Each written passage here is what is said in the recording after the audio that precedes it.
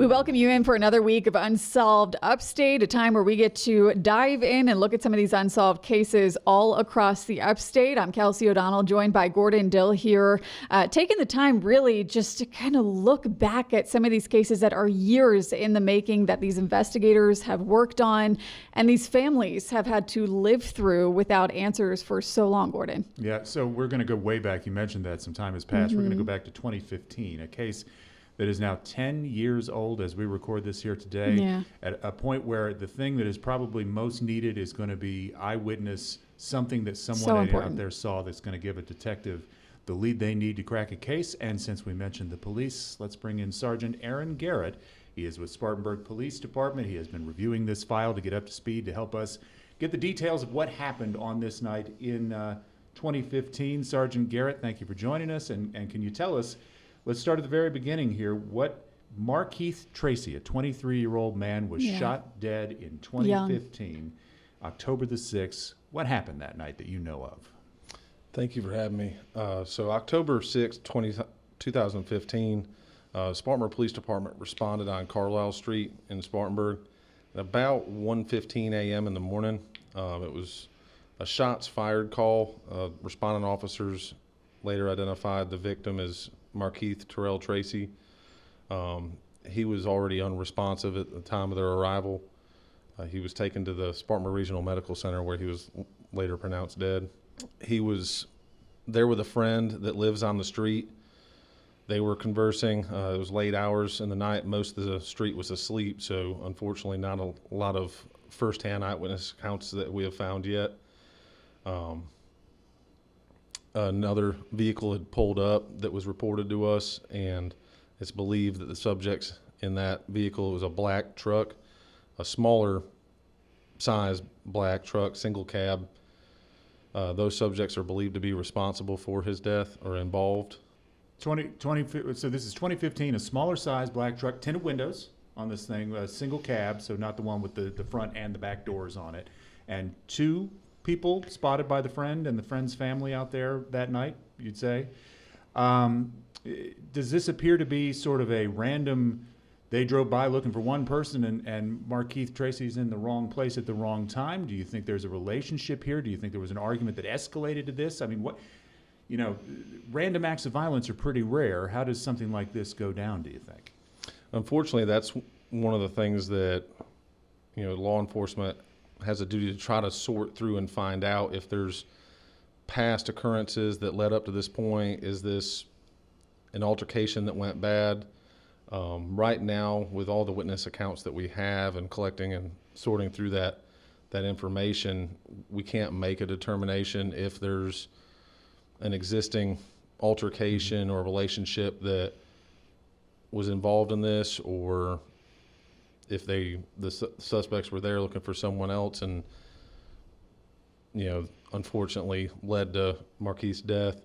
It's too soon to tell without enough details from any kind of witnesses or anyone that the subjects have talked to since the incident. Yeah. So Carlisle Street, is this an area that you guys respond to often? What is the area like? Carlisle Street's, it's not far. It's on the edge of like Hampton Heights in Spartanburg in the downtown area. Generally considered pretty quiet, quiet neighborhood. And it appeared to be that way the night that it happened. 1 a.m., most people might have been sleeping. Many people I know you guys have talked to said, they heard some loud noises outside. Can you kind of elaborate on that? Yes. So speaking to the officers, obviously the day of did a thorough canvass of the area, tried to speak to anyone willing to talk, any of the neighbors. Most accounts were that people were asleep and were woken up by the gunshots. Didn't really have too many intimate details to provide. At least one account had reported to officers that they woke up to the sound of possibly like some sort of verbal argument and then heard the gunshots. But beyond that, we don't have too many real intricate details on it.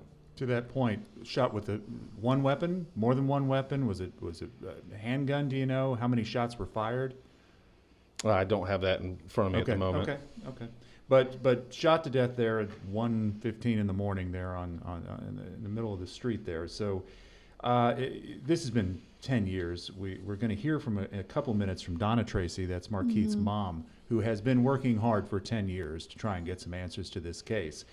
It sounds like you got some witnesses, maybe not eyewitnesses to the actual shooting when he was shot, but there was a friend who was there at the house with Markeith at that time who would have at least seen the people inside this black truck, right? So what reports are you getting from that? We had pretty good just visual descriptions of the subjects that officers diligently looked, trying to find, obviously, that night and continuing on throughout the investigation.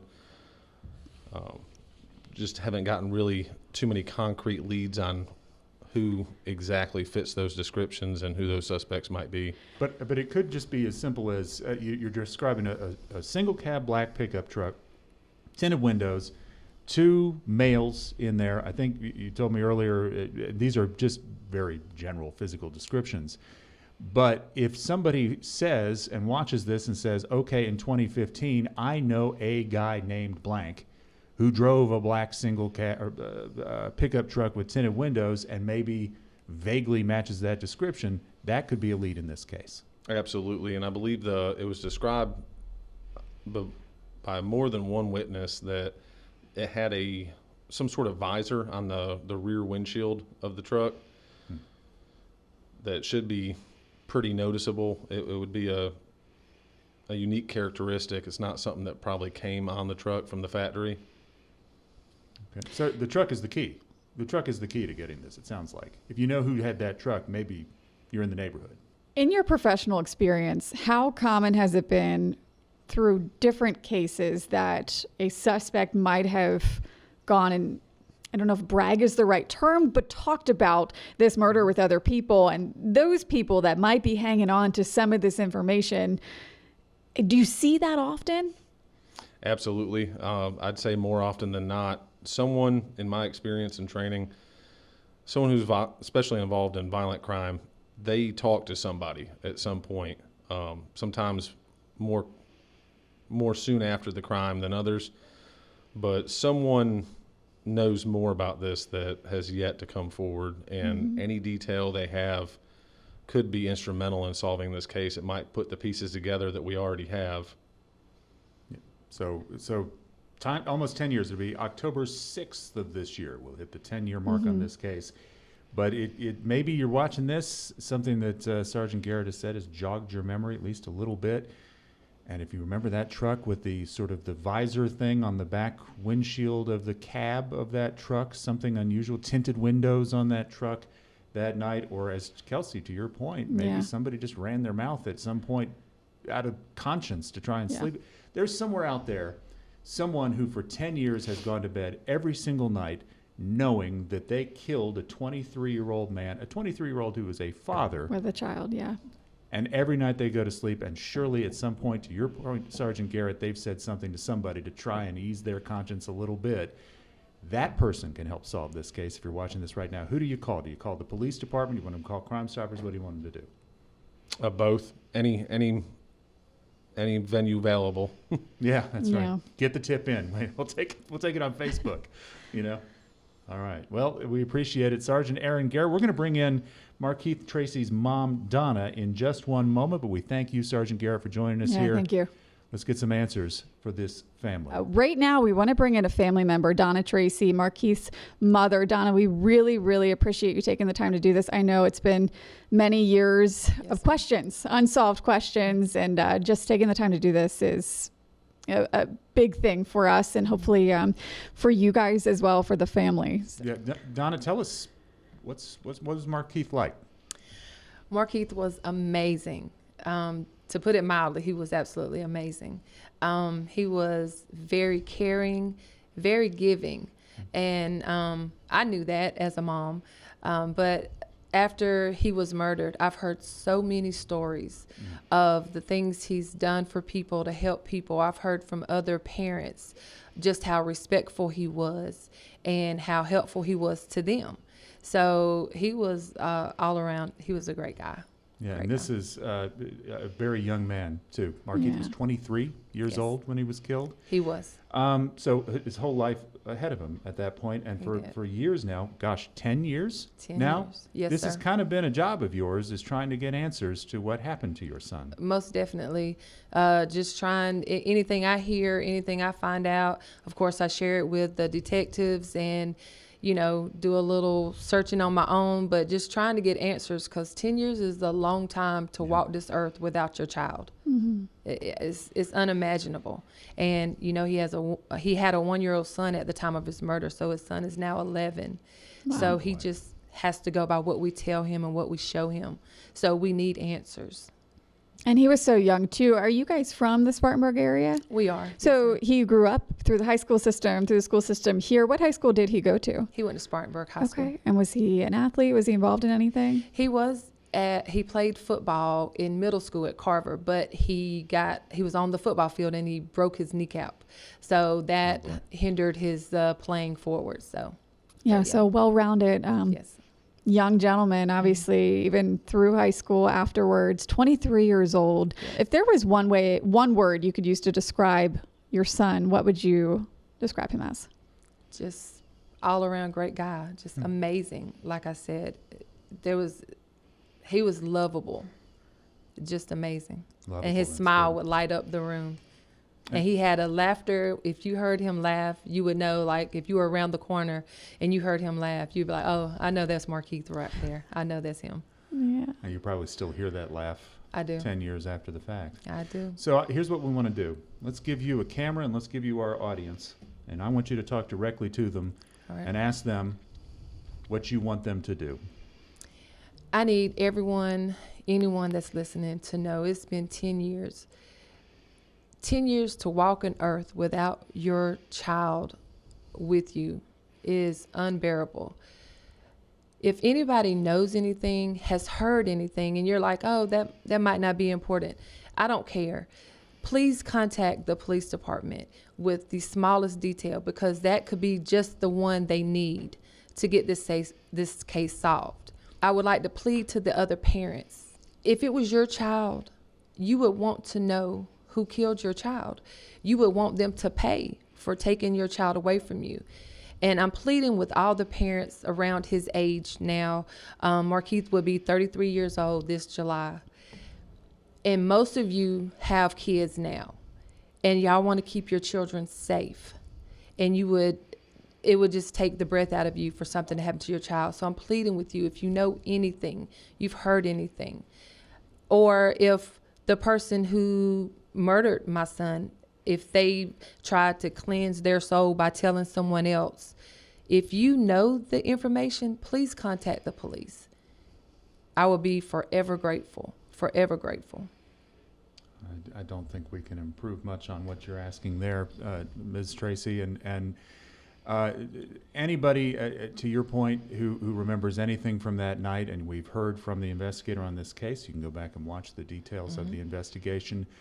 Anything you might have seen that night, I know it's been a long time at this point, but still, anything might give us an answer here, and maybe give you some answers, and maybe give some answers to a now 11-year-old child Yes. about what happened to his father.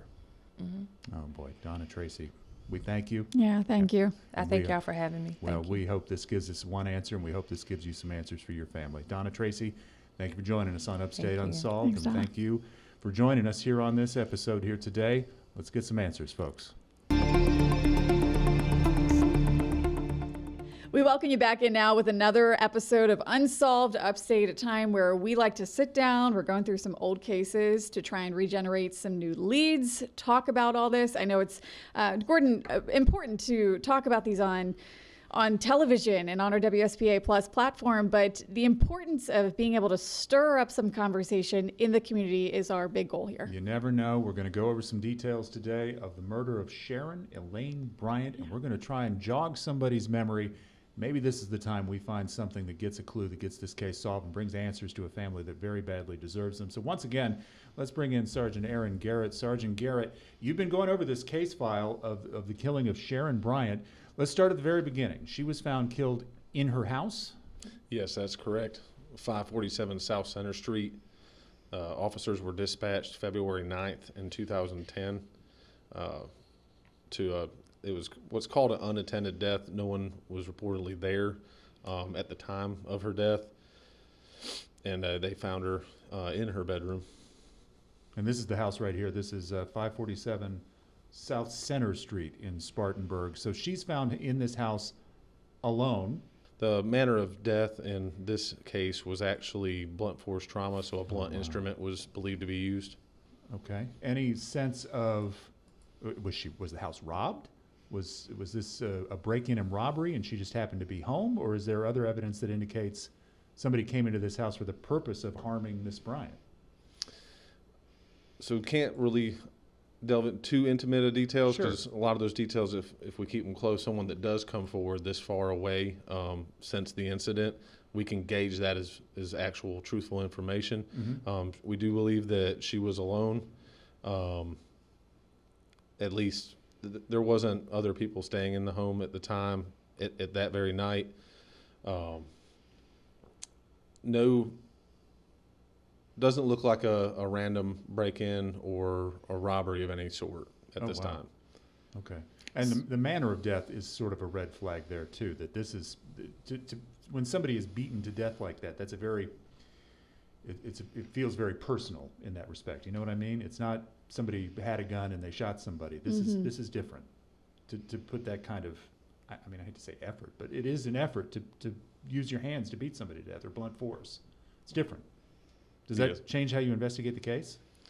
It leads more to giving you an idea of possible motives and things like that. Like you said earlier, if it was a burglary or robbery gone wrong, you would tend to see different details, especially first coming on the scene. So it can help steer in the right direction, knowing those details and the manner that she unfortunately died. Yeah, let's talk about this neighborhood, Gordon. If we can pull up those photos again. Sure.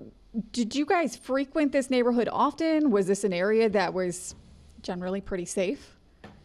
There is a certain aspect of routine calls in that area. Let's go back over the basic facts again here one more time, Sergeant Garrett. This is a woman.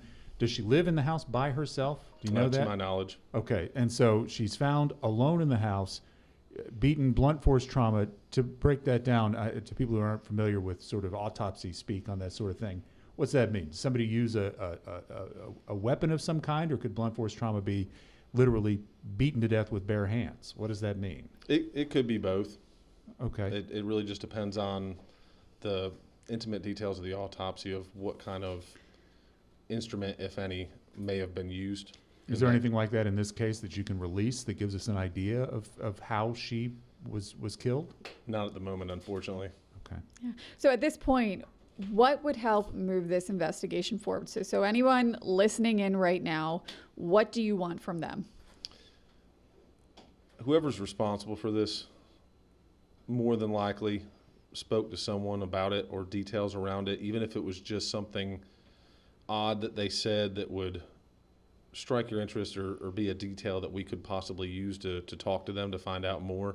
Sometimes people will vent their misdeeds, especially in a violent crime, in weird ways, make kind of off-putting comments, but not directly confess to anything. So if there's someone out there that knows somebody that has made mention of anything about this case, especially something that struck you as off, anybody that lives in the area that may have more insight, especially now, as there's been some time lapse, more details usually get shared to various sources, and any detail is extremely important in this case. Yeah, and you've been working very closely with the family too, and we're talking several years that this has gone on with questions and answers you don't have for these families. Yeah, this we have a reward poster up on people's screens right now. This is a picture of Ms. Bryant.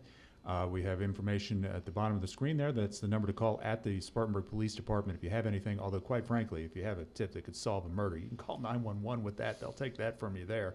That reward on the screen there says $5,000. Still the case, I imagine, that if somebody comes forward with the tip, there's a $5,000 reward on this case.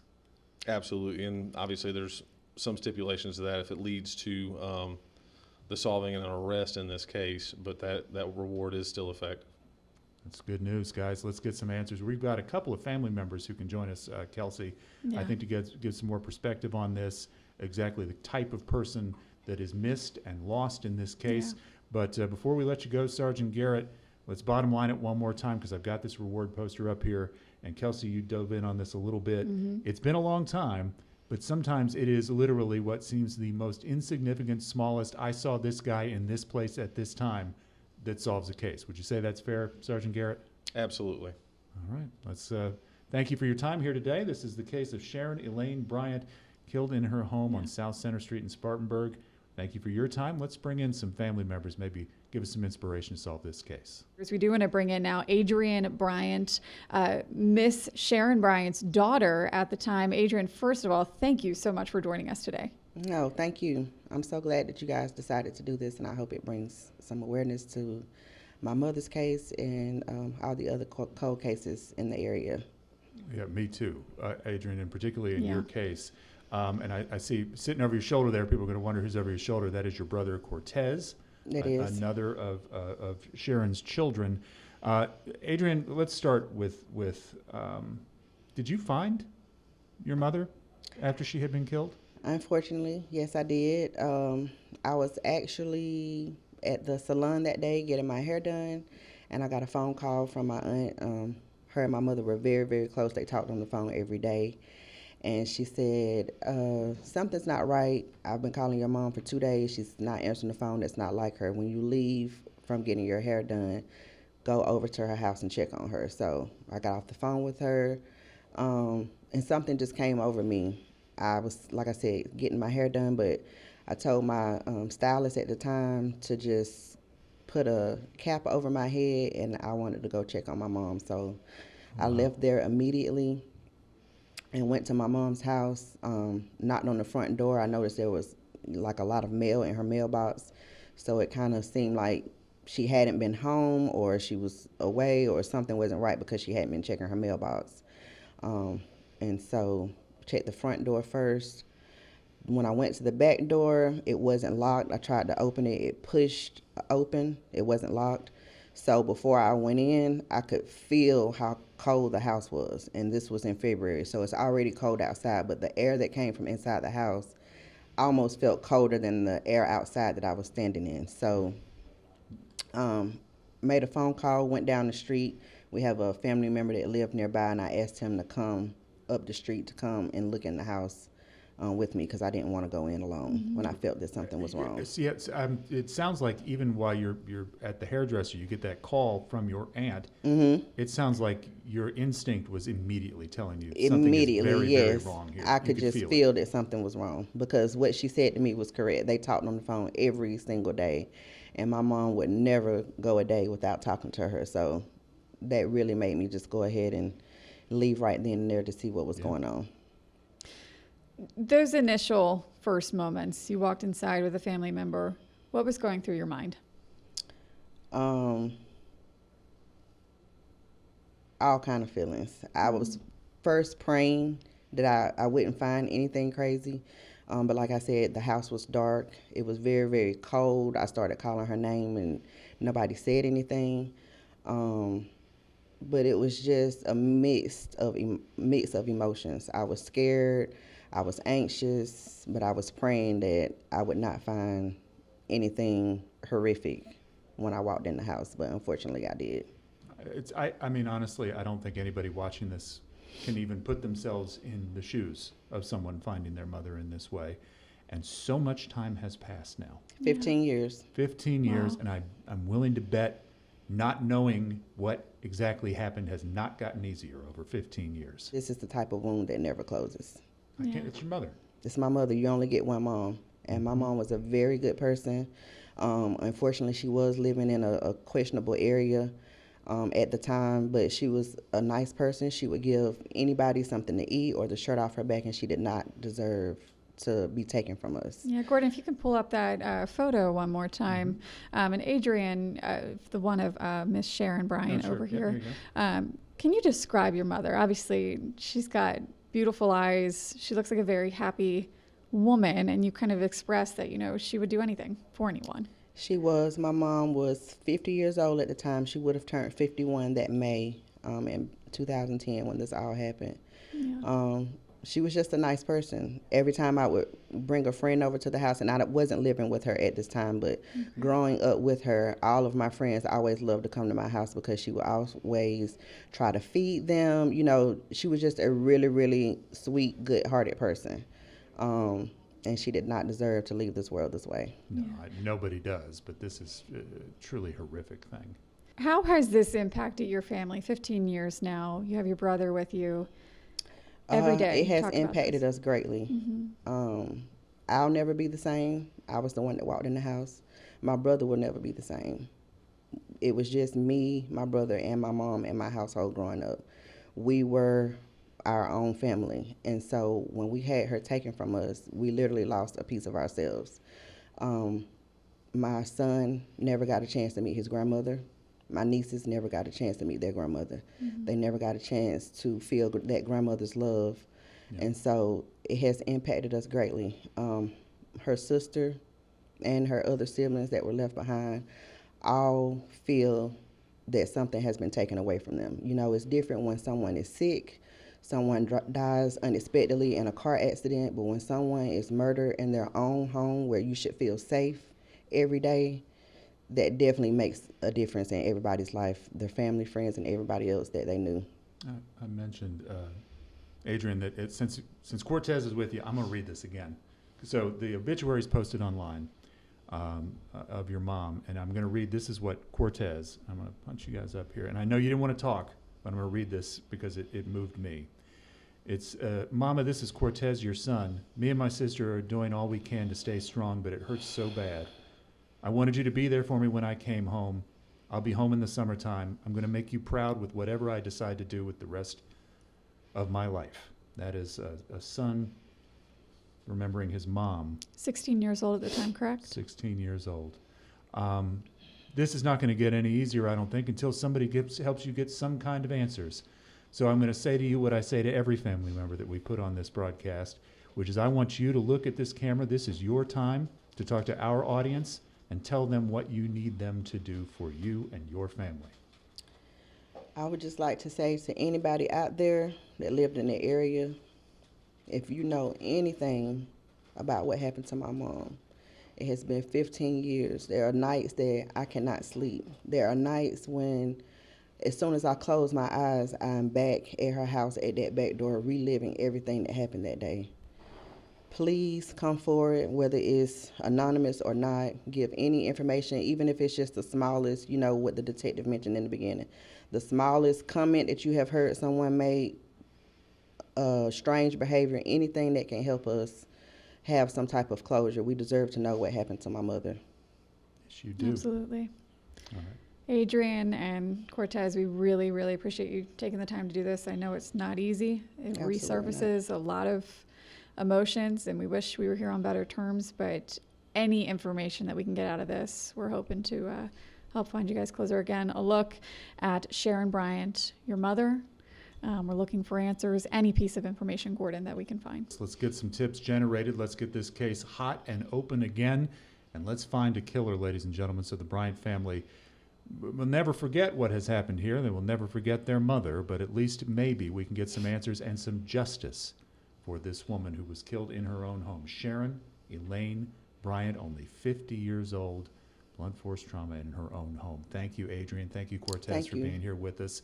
And let's try to get some answers for this family. You are watching Unsolved Upstate. We'll have more cases and more questions for you, the audience, when you see us next time.